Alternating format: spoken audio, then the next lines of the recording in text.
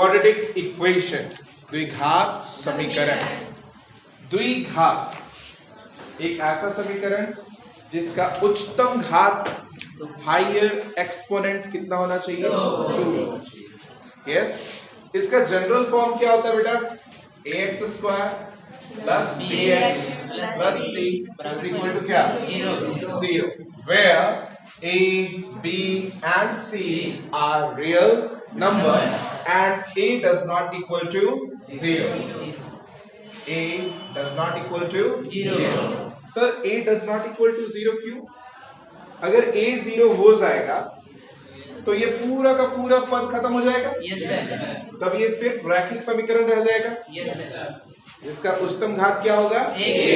इसलिए a का मान कभी भी 0 के बराबर नहीं होना चाहिए, है ना? yes, sir. तो बोलिए समीकरण ax square plus bx plus c equal to 0 जहां a, b और c एक वास्तविक संख्याएं हैं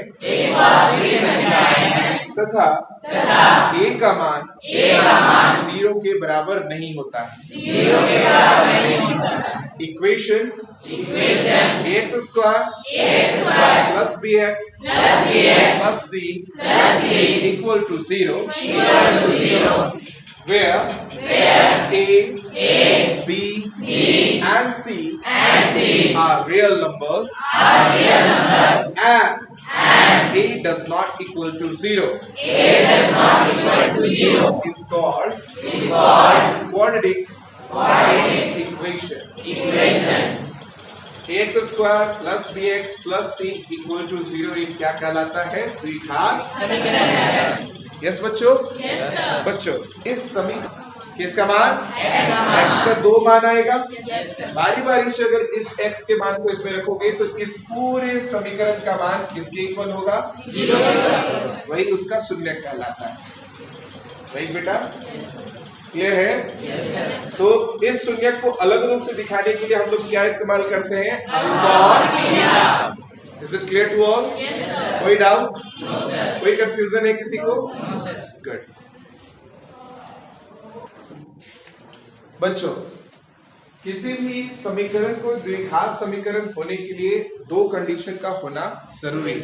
पहला कि उस समीकरण का उच्चतम घात क्या होना चाहिए? 2। और दूसरा कि उस समीकरण का किसी भी चर का मान उसका जो हायर एक्सपोनेंट है वो ना तो फ्रैक्शन में होना चाहिए और ना ही निगेटिव होना चाहिए। राइट? Yes everyone? क्या नहीं होना चाहिए? किसी भी चर का मान पावर ना तो फ्रैक्शन में होना चाहिए और साथ ही निगेटिव में भी नहीं होना चाहिए। 1/2 करेगा मतलब वो रूट में भी अगर होगा तब भी इसका घात पावर में क्या लिखेंगे? x to the power 1/2। तो ये भी होने पर वो द्विघात समीकरण के रूप में उपस्थित नहीं है। क्लियर है? क्लियर है बच्चों? तो किसी भी समीकरण हमारे पास प्रश्न आएंगे और ये एक क्वेश्चन हमेशा आएगा एग्जाम में, है ना? जांच कीजिए कि क्या दिया गया नीचे जो समीकरण है क्या एक द्विघात समीकरण है, जैसा कि आपके एक्सरसाइज 4.1 का क्वेश्चन है पहला नंबर। जैसे पहला का पहला बोलिए क्या है?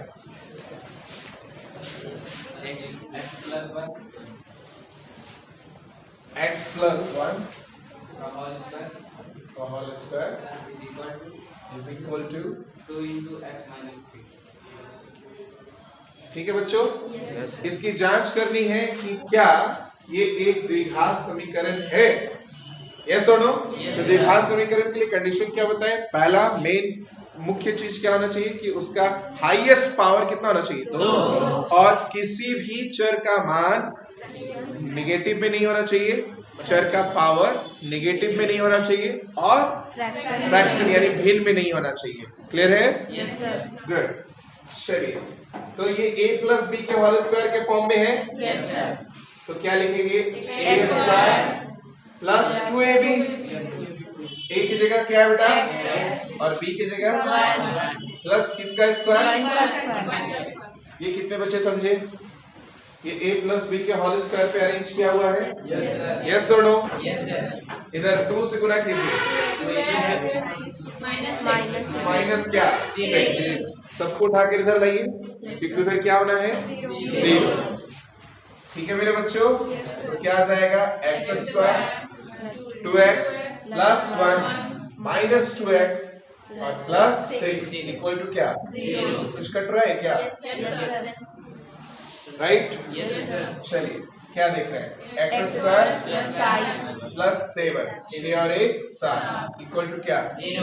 अब कहोगे सर इसमें x नहीं है, तो उससे कोई दिक्कत नहीं है।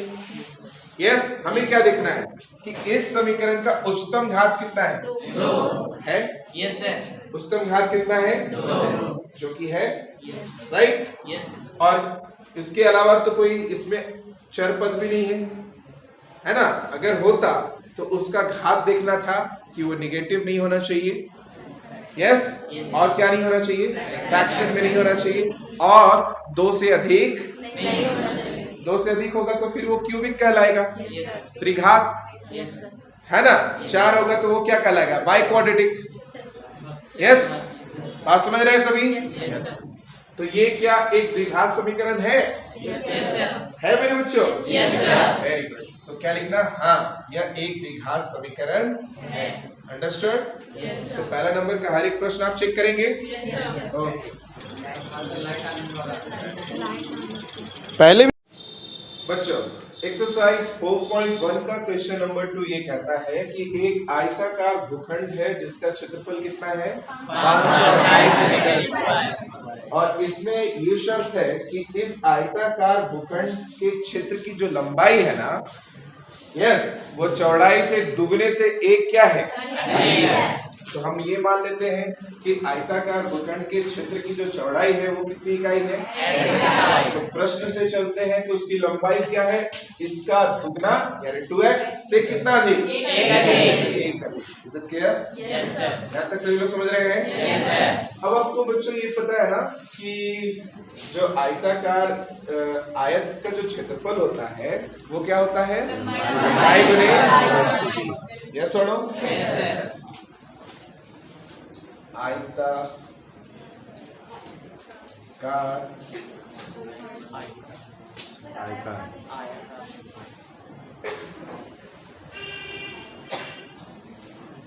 आयताकार ठीक है। Yes, sir.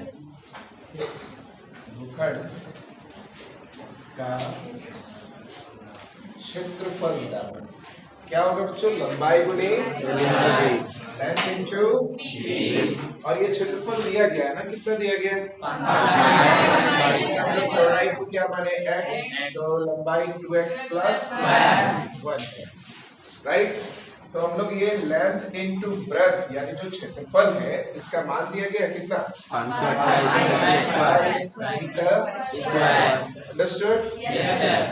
अब बताओ लेंथ का वैल्यू कितना है बेटा 2x प्लस 1 कितना है बेटा और ब्रेथ कितना है बराबर कितना हो जाएगा राइट। ये भी इकाई मीटर में है। मीटर इंटू मीटर क्या आ जाएगा मीटर स्क्वायर। ये मीटर स्क्वायर ये मीटर स्क्वायर कैंसिल बच्चों यस और नो। तो क्या आ जाएगा तो x को 2x से मल्टीप्लाई करेंगे। गुणनफल में जो बेस होते हैं अगर समान हो तो उसके घात क्या होते हैं जुड़ जाते हैं राइट और नो। और x इंटू 1 प्लस में इधर आकर माइनस 528 इज इक्वल टू क्या 0। तो ये आपका द्विघात समीकरण आ गया। यस